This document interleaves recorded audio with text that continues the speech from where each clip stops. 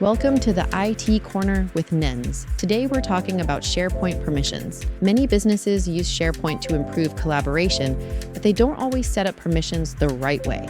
This can create confusion, slow down teamwork, and increase security risks. SharePoint lets you go beyond basic username and password controls. As NENS CEO Michael Korkalakous puts it, most people understand that you need basic access controls like usernames and passwords. However, using SharePoint means that you can take your access control much further. To keep your SharePoint environment secure and efficient, stick to these key best practices. First, assign permissions to groups, not individuals.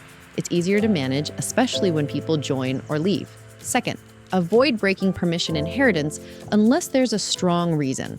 When you do break it, document it and review it often. Use the principle of least privilege. Only give people the access they need. Extra permissions increase the risk of mistakes and security incidents. And take advantage of Microsoft 365 security groups.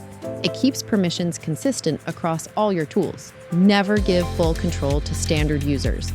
That level of access should stay with admins. Limit external sharing. If you need to share files outside your organization, use secure methods and expiration dates. Always document permission changes.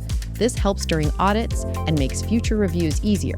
And finally, review your permissions on a regular schedule. Clean up outdated access and adjust for team changes. To learn more about how to apply these practices, read the full article on our website. And don't forget to add the IT Corner with NENS to your Spotify playlist.